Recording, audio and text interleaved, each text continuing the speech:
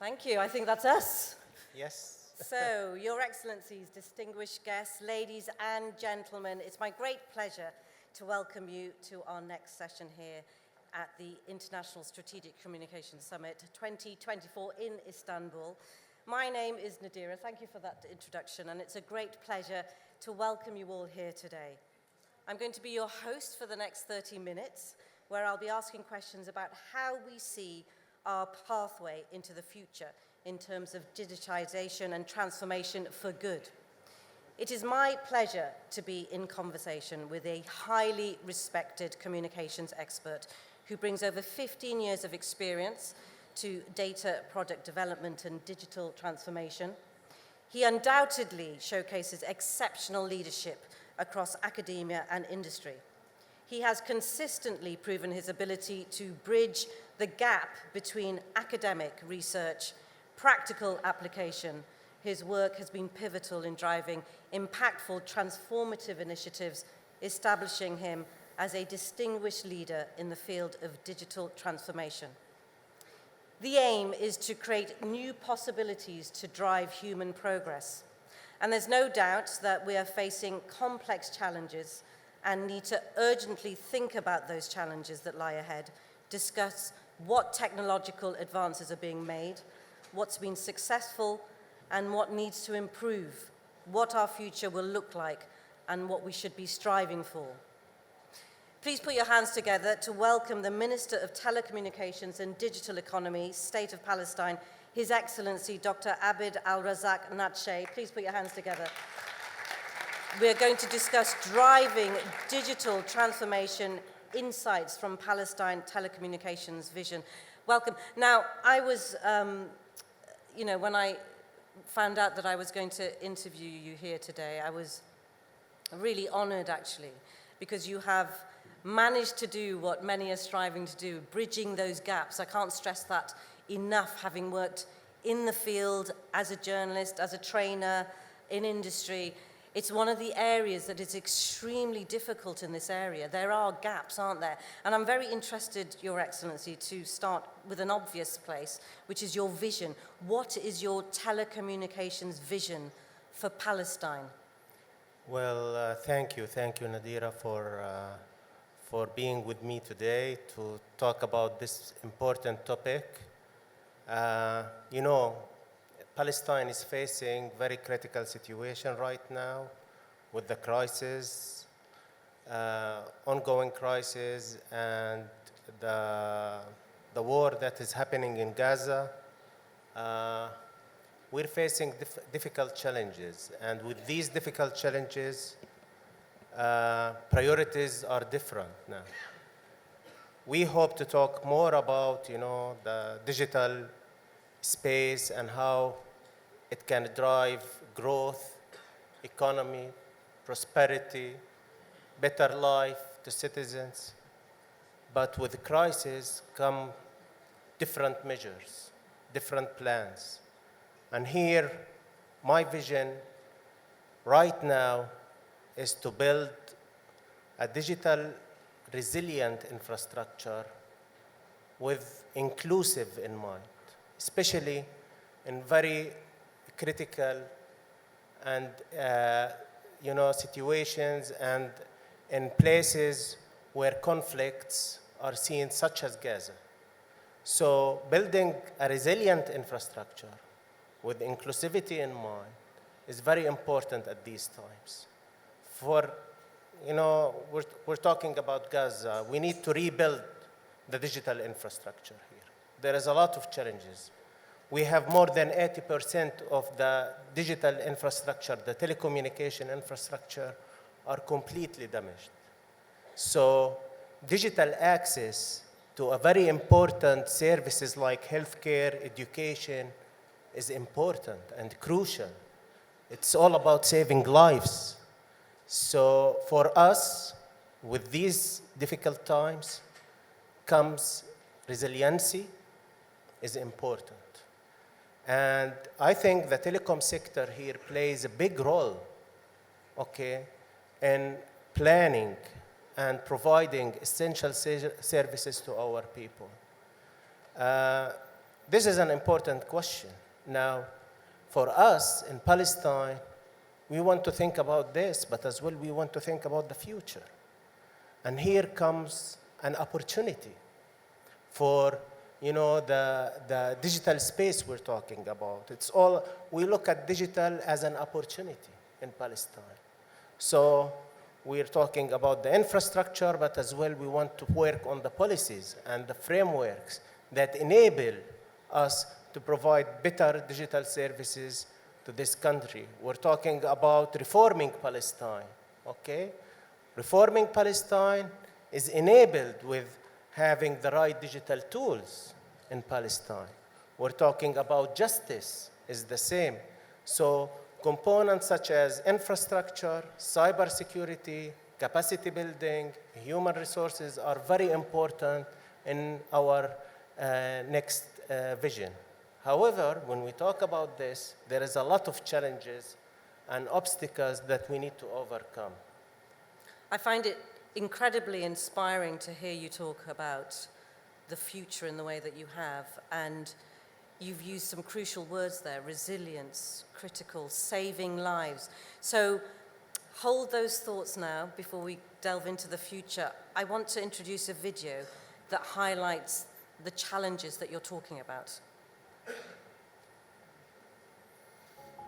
Reem was sitting at home when she suddenly felt labor pains. She used modern technology from her place to contact the hospital overseeing her case and inform them of her condition. They responded to her, welcomed her warmly, and reassured her. Reem explained her condition to them, telling them that labor had begun. They gave her a set of instructions to follow until they arrived, stayed in constant contact with her, confirmed her location, and verified other necessary details. The medical team and paramedics assisted Reem and conducted initial examinations to begin the journey of welcoming her new baby. Wait a minute. This surely isn't happening in Palestine. Sure, Reem won't have an easy delivery. True, she has a mobile phone, but it's not charged because there's no electricity, and there's not even a signal for communications. Fortunately, her neighbor Khulud is beside her in the tent. She heard her voice and feels her pain. Everyone tried to help Reem by providing the fastest means of transportation to the hospital. Unfortunately, her journey was without any medical assistance or support due to the disruption of communication services or network interference caused by the incursions into Palestinian cities by the Israeli side. The state of Palestine experienced 420 hours of telecommunications and internet outages during incursions into Palestinian cities. The electricity outage and lack of fuel, both essential for operating telecommunication stations and towers, have exacerbated the problem, leading to prolonged disruptions in communication services. Through the deliberate targeting of towers and main distribution hubs supporting the telecommunications sector, 624 communication towers have been destroyed, along with approximately 280 main hubs essential for telecommunications and internet services. Additionally, around 200,000 meters of copper and fiber optic cable have been destroyed.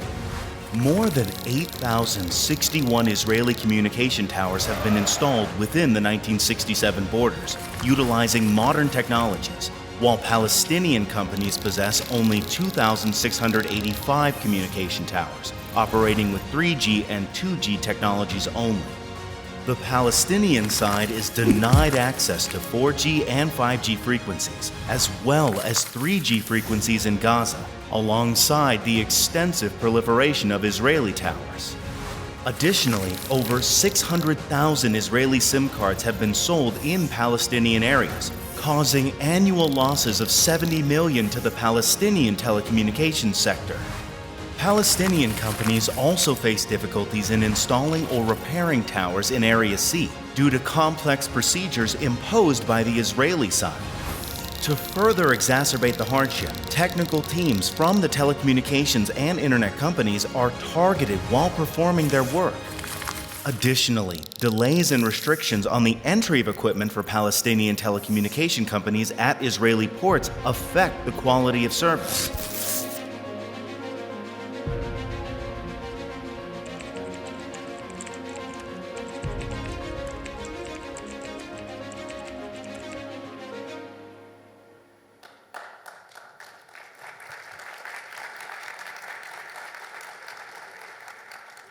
saving lives. Now, Yes. you are visibly upset. That case study was awful. And most of us are not living the life that you're living right now. I've got my mobile phone here. You've got yours. Put your hands up if you've got your mobile phones. And if you haven't, I think that says it all. No one does. Yes. So I can't imagine, and I don't want to imagine, what it would be like in that situation, giving birth in that situation. But you know, as I said before, you are inspirational, and you are looking to the future as the Minister of Telecommunications and Digital Economy for the State of Palestine. Incredible resilience. Are you able to share with us why you're optimistic and what can you do? You know, when we see all of this and we still see the resilience on the eye of our people in Gaza and even in Palestine and how they get along every day and they become stronger and stronger every day and find solutions to their difficult and unprecedented situation, this brings hope and this brings truth to the story we're telling. And this is very important to us. And for me, this is a huge responsibility. We're trying our best right now to focus on the future and what comes next. And I think with the support and the collaboration and the right mindset, we'll be able to overcome all these challenges because it has been proven before. This is not our first crisis, you know. And hopefully it will be the last. But developing and building a resilient plan that focuses on inclusiveness, getting important digital services to all of my people is, I think, my priority in the upcoming days. We have a plan, we have a recovery plan, and we have a rebuilding plan. It's in motion. We hope in the upcoming days we hear a ceasefire agreement in Gaza, and then with the support of the international communities and with the leadership of our government, hopefully we'll start providing better services to these heroic people. I am very honored to represent Palestine. They deserve a lot. My duty is to make sure that they will have a better life in the future.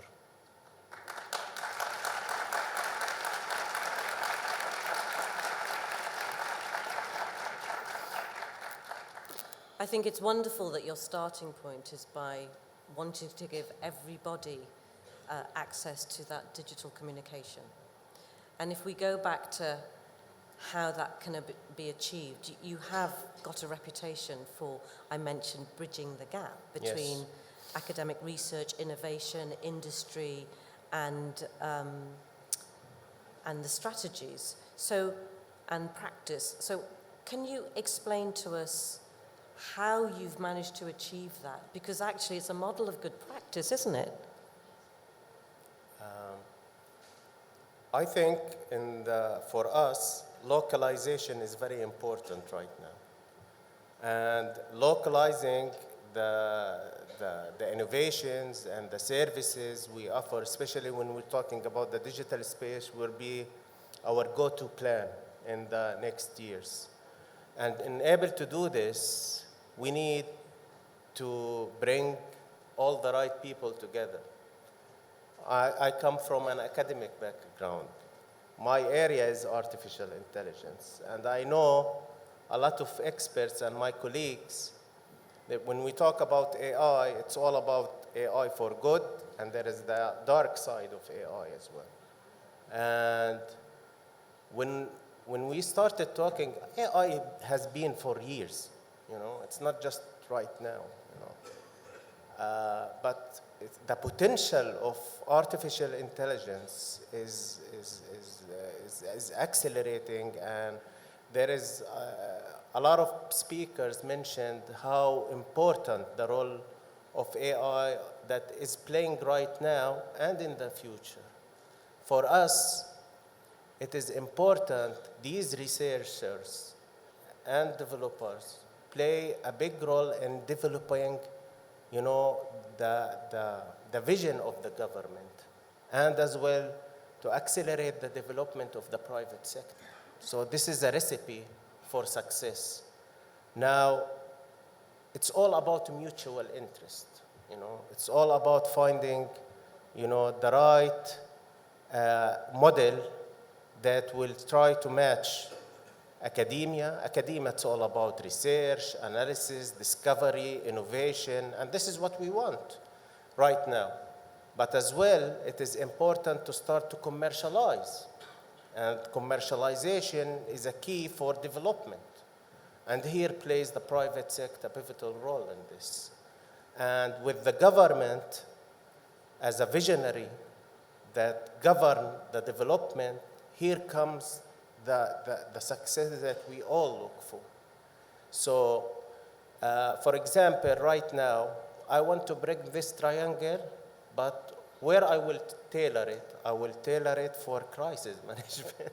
But that tailoring is so key, isn't it? Yes, it is important because, right now, we need all the efforts that we can. We need the help that we need from anyone. And I think we have the experience and we have the talent in Palestine to co-work together and start finding solutions to what we have. So I think it's important to bring this model alive. For example, we started working on this. There's a lot of success stories. We played a big role, and for example, in Gaza right now, we established a data platform that uses AI to tell the companies, the telecom companies, where they need to strengthen their signals and work on the infrastructure depending on the priorities of the healthcare, for example, and the education. So based on the priorities of other ministries and the humanitarian aid, we start allocate and mobilize what's have left from the telecom infrastructure to be applicable for them to use as an digital access to their services. So this was done from academia background to the private sector and was asked from us. As well, we're talking about education. Education is important. Now we're talking about a war that stayed for 1 year and a half, okay? And for us, we always talk about talent and the importance of learning and education. So we developed, with the help of the universities, an offline education learning center. So there is a lot of, success stories in this relation. I'm an always advocate of this partnership. How important do you think it is for the triangle, the corners of the triangle, as it were, to talk to each other, to communicate in an organic way? And my other question from what you were saying is, how do you nurture talent in a conflict zone? I think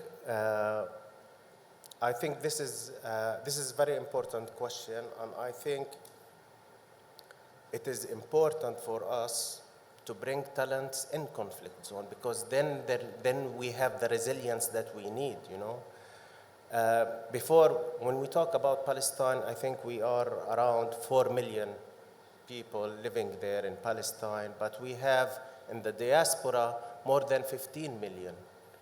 And most of them are expert talented, and very well, advocated people that are contributing to their communities and countries.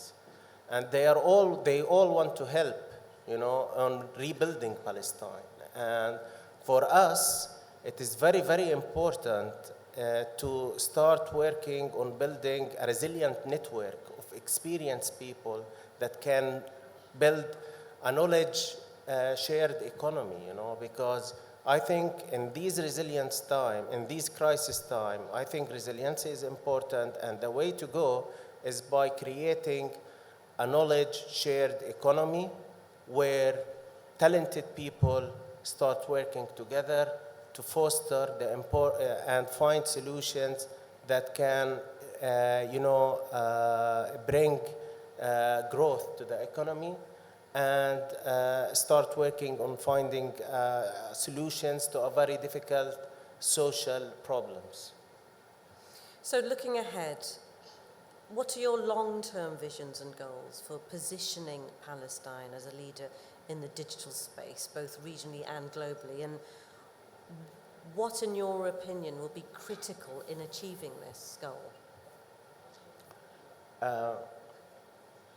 When we talk about long-term vision, it's all about, again,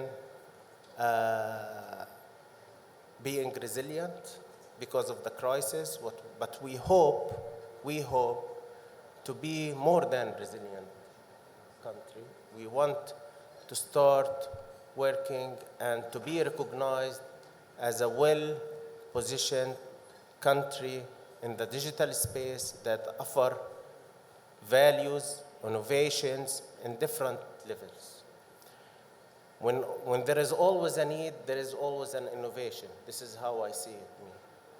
And bringing talented people in this space is important because, with all the restrictions we have in Palestine, with the occupation, with the mobility restrictions, we think of digital space, digital innovation, and digital economy as a path for liberty and independence.